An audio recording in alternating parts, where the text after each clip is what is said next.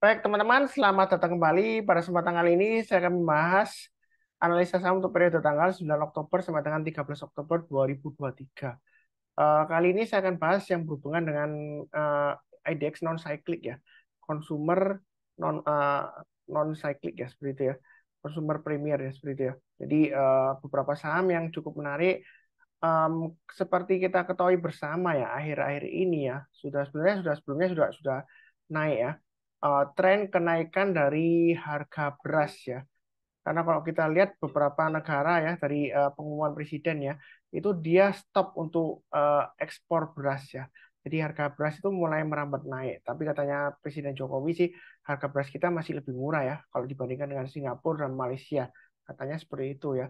Eh, tapi di sini apakah harga beras naik kita beli saham-saham yang berhubungan beras Pak Sunar pakai ilmu cocokmologi ya seperti batu bara. Kalau ada barang batu baranya naik, oh kita cari saham-saham batu bara ya, ikutan naik kita beli borong gitu ya. Ya kadang-kadang memang ini sudah saya buat di video short saya sebelumnya ya. Saya ada buat video short mengenai hoki ya. Memang setelah saya buat nggak langsung naik. Jadi waktu itu memang kenaikan kenaikan beras mulai naik, lagi trending kan beras naik. Nggak lama lagi sahamnya hoki ini memang waktu itu belum naik ya. Dia eh, beberapa hari kemudian dia naik ya sampai naik terbang seperti itu. Nah saat ini dia konsolidasi di area jalur uptrendnya. Jadi ini cukup menarik antara range-nya 122 sampai 144 ya.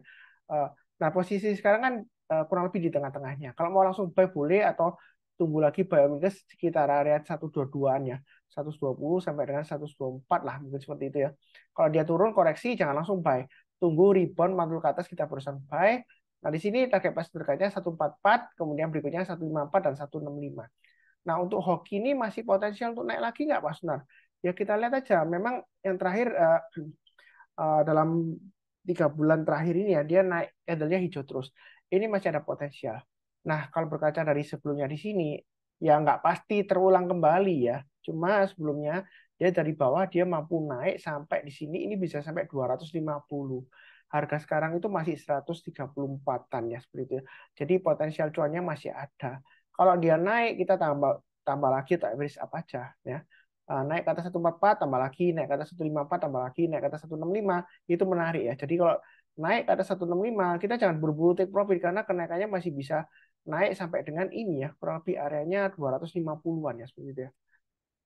Nah, karena sebelumnya kalau kita lihat di sini ya ini areanya kalau dia naik ke atas 144 dia berhasil ya di sini ya. Satu kali berhasil, naik lagi 2 kali berhasil. Ini dia turun ya, nyentuh ya, dia rebound ya. Terus, ya memang nggak langsung ya, tapi dia agak gini tapi dia berhasil lagi 3 kali berhasil.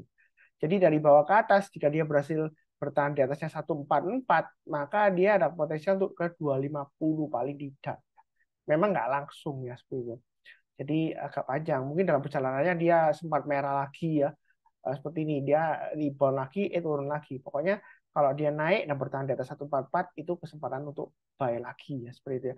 Ini sekarang memang masih tanggung 122 sampai 144 jadi buy-nya bertahap aja tapi kalau turun di bawahnya 122 apalagi kalau dia turun di bawahnya 113 ya lu-nya di sini ya tanggal 4 September maka saran saya adalah jual dulu semuanya ya itu untuk saham hoki. Kurang lebih cukup ya. Berikutnya hampir sama juga saham nasi ya. Oh beras naik ya, saya kasih kode juga beras naik. Langsung banyak yang nyimpulkan nasi. Tapi ada yang takut beli nasi. Kenapa? Karena bantingannya juga lumayan keras ya. Naik 3 hari dia dibanting sampai berhari-hari minggu-minggu turun ya. Barusan beberapa bulan dia naik lagi ke 106. Nah ini gimana Mas Sunar? Ini cocoknya untuk orang yang suka fluktuasi dalam jangka pendek ya. Jadi buy high sell higher. Kalau mau buy weakness lagi saran saya ditunggu aja di 78. Artinya kalau dia koreksi di bawah 78 jangan langsung buy. Tunggu rebound mantul ke atas kita barusan buy. Memang volumenya masih sedikit ya menurunnya ini ya volumenya. Jadi jangan lupa resikonya. Tapi kalau yang suka fluktuasi ini masih ada potensial breakout ke atas 93 dengan target terdekat 106.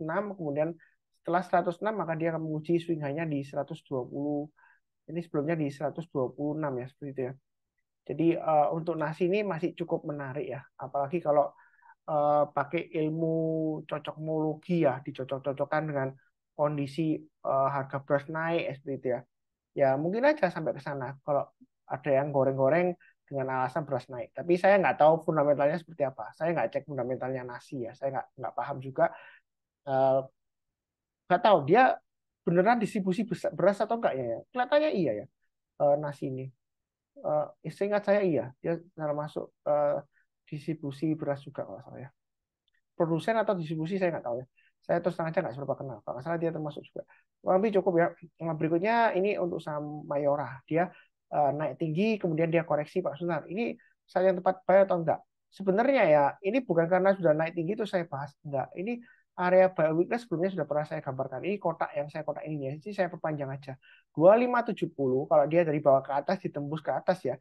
Maka kesempatan untuk buy juga MA20-nya ya. Kalau yang suka run screener EOD-nya Sunar Super Seed ya, itu ini sudah nampak ya ketika dia breakout ya. Sudah naik ke atas MA20-nya. Karena di screener saya itu kan bisa di screen ya. Naik ke atas MA20-nya sama-sama wajah dengan volume tinggi. Nah, ternyata besoknya kok koreksi Pak Sunar. Sebenarnya koreksinya masih cukup menarik sih, masih cukup oke lah wajar. Selama di atasnya 2570. Jadi kalau Anda mau buy weakness tunggu aja di 2570. Kalau turun jangan langsung buy, tunggu rebound masuk ke atas kita buy. Nah, kalau nggak dikasih lebih baik sekalian buy high sell higher. Naik ke atas 2740 kita buy, naik ke atas 2800 tambah lagi average up, target price berikutnya di 2940 ya. Mungkin ada yang bilang ya sebelumnya ada yang nyindir juga sih. Pak Sunar kalau hijau naik beli, merah jual. Waduh, gimana tuh?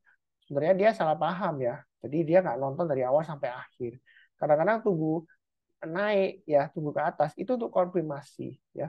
Jadi jangan sampai kita itu keinjak bear ya, beruang ya. Jadi kita maunya ride the bull, menunggang banteng ya, naik ride the bull ya.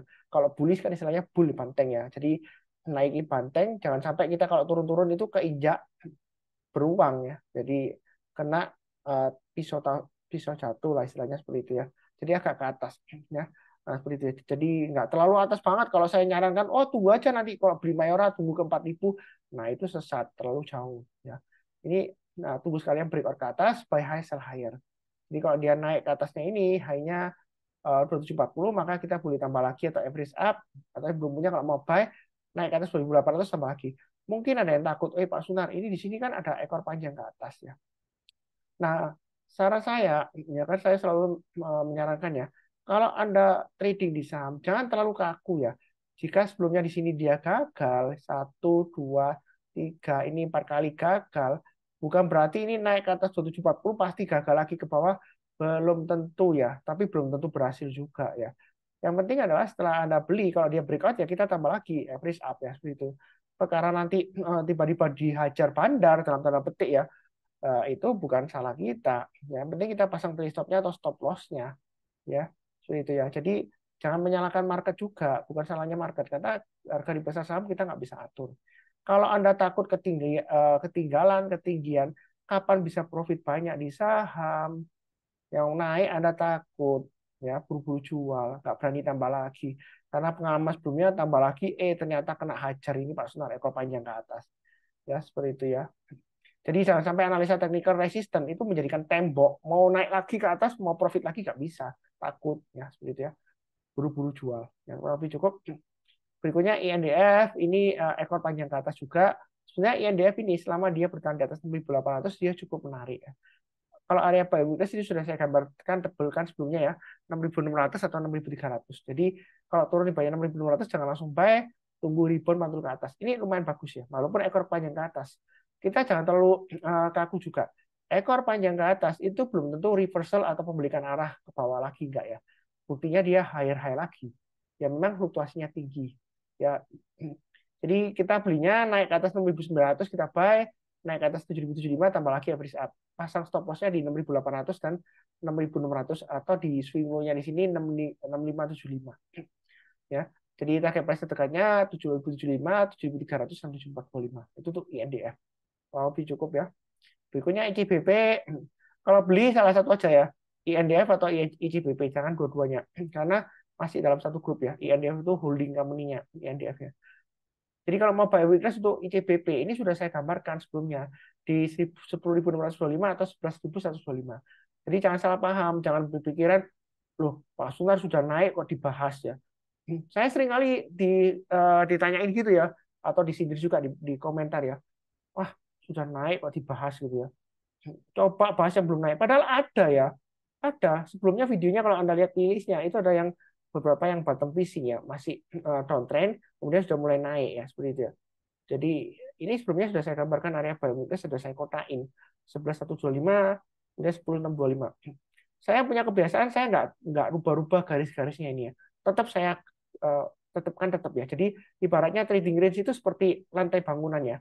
Kalau Anda baca bukunya Anna Colling ya, volume price action di situ juga dijelaskan bandarmologi ya dari sisi warehouse owner ya, pemilik gudang, dia juga bahas mengenai trading range ya. Jadi floor-nya ini sama. Yang bergerak itu yang berubah itu adalah naik turun harganya. Jadi range-nya support resistance-nya usahakan sama ya. Jangan digeser-geser terus. Kalau digeser-geser nanti bingung ya.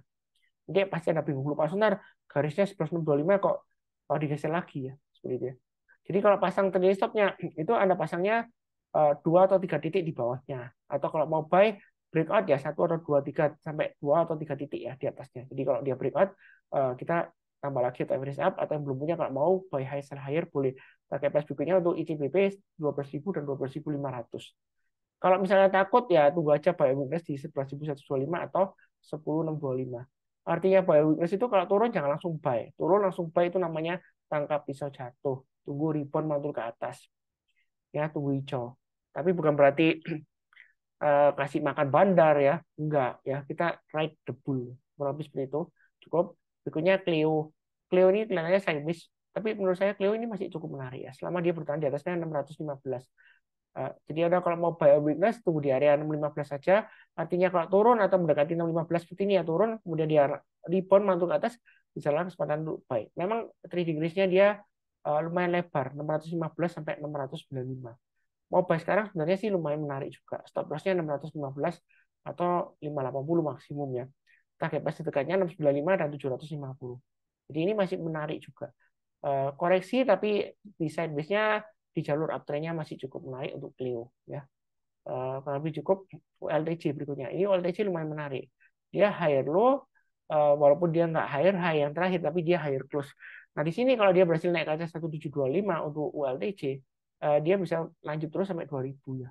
Karena sebelumnya dia sampai 2000. Nah, mungkin ada yang bilang, "Oh, Pak Sunar, ini kan gagal, Pak Sunar.